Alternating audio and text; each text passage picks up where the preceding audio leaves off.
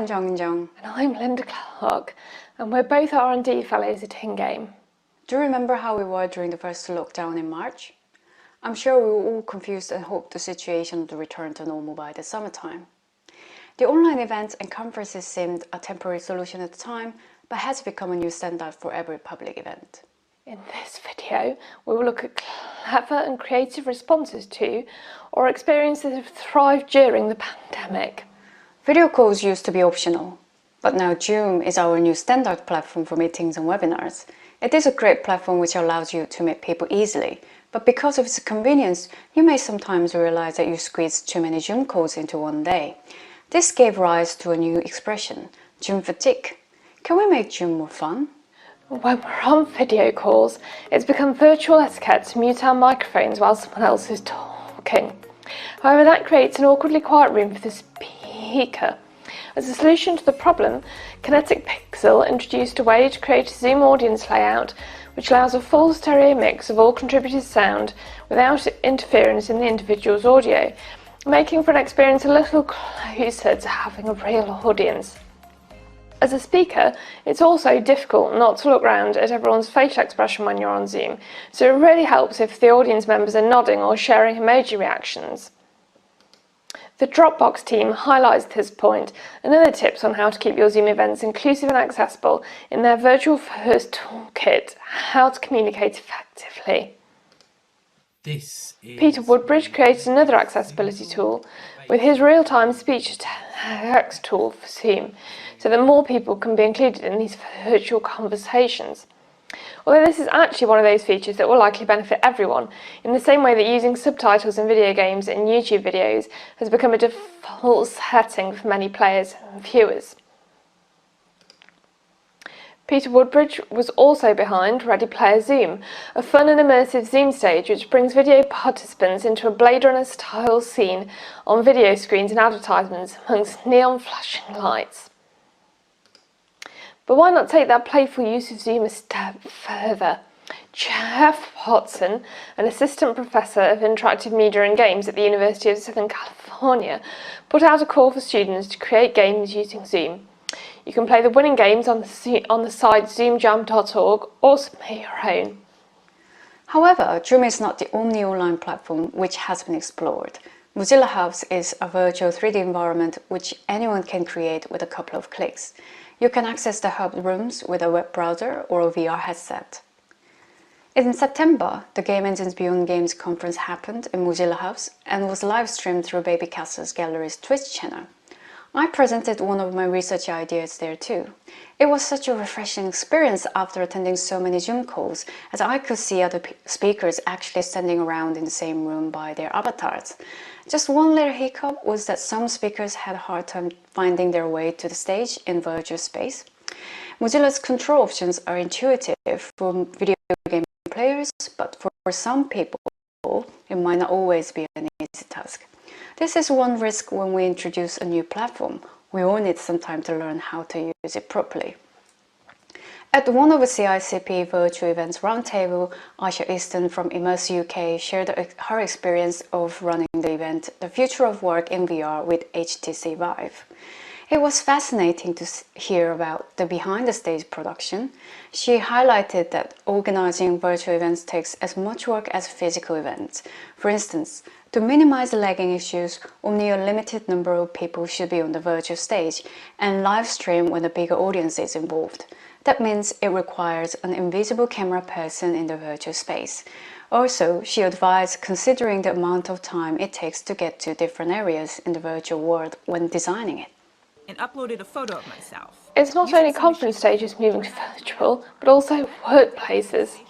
Spatial is an app which creates a virtual office. It looks similar to Mozilla Hub Rooms, but the difference is that it uses your 2D photo to create a lifelike avatar with machine learning. What about schools? Some students from University of Pennsylvania built their campus in Minecraft as an alternative to Zoom. Their particular goal was to have a fully realised campus, specifically Locust Street, for graduating seniors to walk down in-game to complete the UPenn tradition virtually. In fact, there have been so many other college students recreating their campus in Minecraft. The Jasper Ty ranked the top 5 Minecraft campuses in his YouTube video. Campuses. Let's go. Also, the 4th year fine arts student, Sishan Kanave at Duncan of Jordanston College of Art and Design, created the art school building in Minecraft. But before that, he created the V&A Dundee in Minecraft, and that Twitter feed has gone viral. In an interview with The Courier, he expressed his main motivation for the project was lockdown boredom. We asked Sishan how he created the model. In Minecraft, I normally build like 1 meter would be 1 block in Minecraft. So on Google Earth, I was using the measuring tool to measure out how long each wall was. But like the V&A was kind of complicated since all the walls aren't straight. I've made my own like Venice Biennale in Minecraft, so I'm trying to get people in DJCAD to submit pictures. Because I managed to put like paintings into like picture frames, so I could have like a virtual show. Yes, we're missing attending those culture events, aren't we? Well, maybe we don't have to. Like is a virtual arcade / art gallery and also a teeny tiny MMORPG. It showcases weird and wonderful indie games. The Now Play This festival happened online this year, instead of taking place at Somerset House.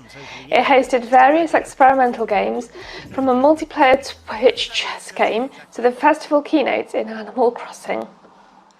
Theatres are also moving to virtual instead of waiting for the pandemic to end. Big Telly Theatre Company and Creation Theatre co-produced the live interactive versions of Tempest and Macbeth in June. The audience just had to join from their own living rooms with their laptops. Tender Clouds presented a VR version of The Tempest, but as a multiplayer theatre experience. I was totally immersed with the experience, especially when the scenes would change so dramatically. One time, I was suddenly at the bottom of the sea with a giant creature singing above me. Tickets for the performance were available from the ticket box office in their game The Underpresent, and there live actors appear at unexpected moments in different characters. I met the presenter of a podcast, a skeleton, and a Lost Lark producer so far. It is interesting to see how theatres are merging with virtual space naturally as part of lockdown life. Comedy was also able to move online via various events such as the Stay at Home Festival, hosted by comedians Robin Ince and Josie Long. Streamed via YouTube, the show consisted mainly of comedic podcast-style chats between guests around various topics. Rather than paid tickets, there was a virtual tip jar where people could donate. I watched some of the shows and found it an enjoyable but strange experience in that it was both more intimate and more detached than a standard comedy set. By the way, if you're tired of looking at screens, you can enjoy the immersive audio experience from Dark Field Radio instead. You just need your smartphone and a good pair of headphones to experience the theatrical spatial audio narrative. I tried the show Visitors on Halloween night. I heard 2 spirits whispering in my ears and moving around my living room. Since we're talking about audio, we should talk about music too. Travis Scott's concert happened in Fortnite in April. Even though the concert was prepared before the pandemic, it confirmed the need for virtual cultural events during lockdown. So instead of creating another long-term production like Travis Scott's concert, Epic Games introduced the social area Party Royale Island. So far, they've invited DJs to perform live at their newly built studio in LA, which can be operated remotely with robocams following COVID protocols. Keeping distance is the key to stop spreading the virus, but how can we maintain or even improve our interaction with others in isolation?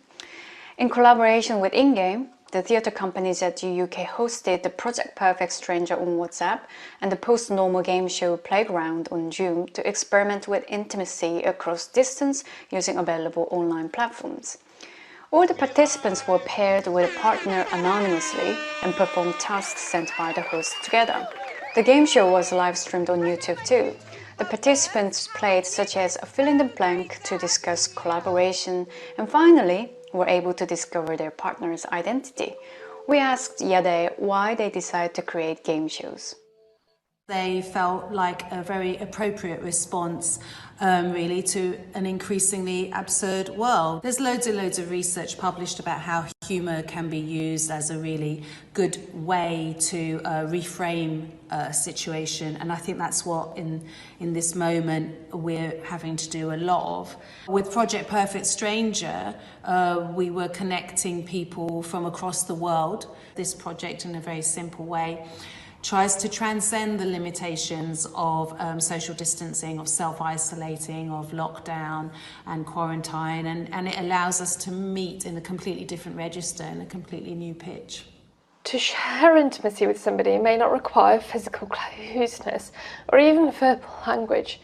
We can watch someone else's window view or window swap and feel the world that person is living in. It was started by a couple in Singapore by asking a few close friends to share their views during lockdown.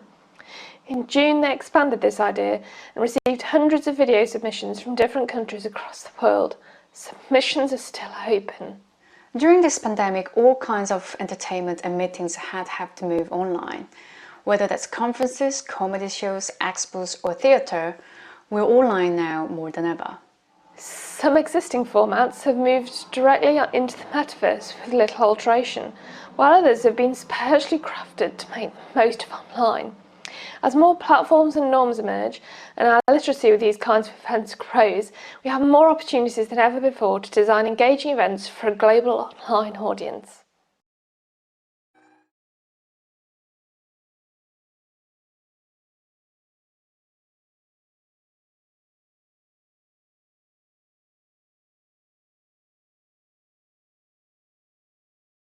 I don't think I'll ever forget my first day at Factory 42.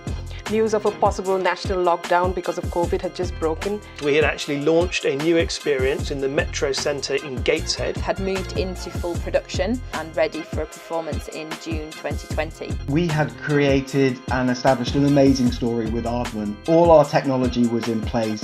2020 seemed to hold so much promise, yet all across the creative sector, the impacts of the pandemic were felt. And this is a story of some of the projects that were supported by the Audience of the Futures Challenge and the Creative Industries Clusters Programme, and how even the best laid plans were disrupted.